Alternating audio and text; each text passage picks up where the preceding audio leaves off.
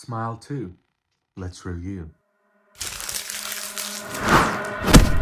Every now and again, you'll watch a movie that's bigger than itself, that's bigger than it needed to be, that's bigger than it had to be, and that's better than you thought it was gonna be. For me, this year, Smile 2, hands down. Y'all, let me start by saying that the lead actress in this put on a freaking clinic of acting. Every range of emotion is on screen. She showed up to show off and show out.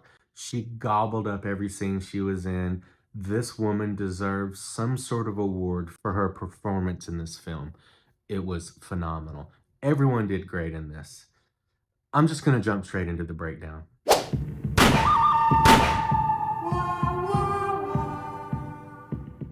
Okay, so the good. The acting is so much better than anything you're likely to see in a horror film this year. It was just good. The story did not have to be a horror film. This did not have to be Smile 2. This did not have to be a horror film, period. This certainly deserves to be its own story. Like, to call this a sequel and to chalk this up as, oh, it's just a sequel to Smile, is doing this film a grave injustice. The story, what's going on here, what's being told here with this pop star and what she's struggling with, I found myself caught up in that story, in the B story of this, and wanting to watch how that unfolded. You could take the horror elements completely out of this and you have a separate film that is very watchable, that holds your attention and that you want to see. You're really invested in this female character's life and you want to see how everything wraps up. It has a lot of good jump scares. It has a lot of creepy moments, a lot of scary moments. It's a psychological thriller. There's some pretty good gore in it. The opening scene is like this one shot and it's just phenomenal. I really can't say enough about this. I was so pleasantly surprised with this film. Like, my hat's off to everybody, and I can't wait to see how. I know they're gonna make a third one, and dude, it's gonna be freaking huge, and I can't wait to see how they do it, man. You'll see what I mean after you watch this.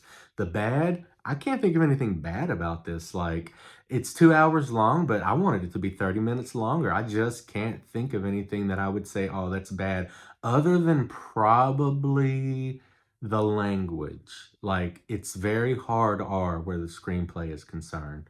So if that's something that bothers you, you're not gonna like it. But if I had to pick something bad about it, I would say the language. There are just a lot of F-bombs in it, and then some other vulgarity as well. The unclean, again, there isn't any nudity or relations going on. There's just a lot of vulgar language, and then of course there's a decent amount of gore. But yeah, honestly, y'all, Smile 2, I'll probably eventually watch this again.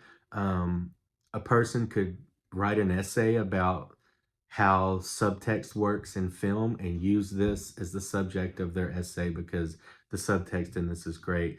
They're telling a story.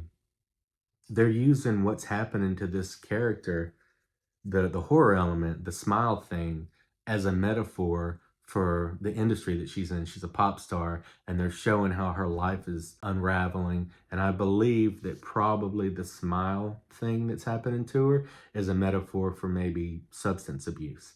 They just do a really good job of showing the pressures that this person is under. And I got to tell you, it takes a certain type of person to be a pop star, and I certainly couldn't do it. But I think it was a very well-written film. I think it's well-directed. I think it has a lot of great one-ers in it, one-shots. The opening sequence is awesome, and the lead actress puts on a freaking absolute clinic. So Smile 2, 2 horns up for me.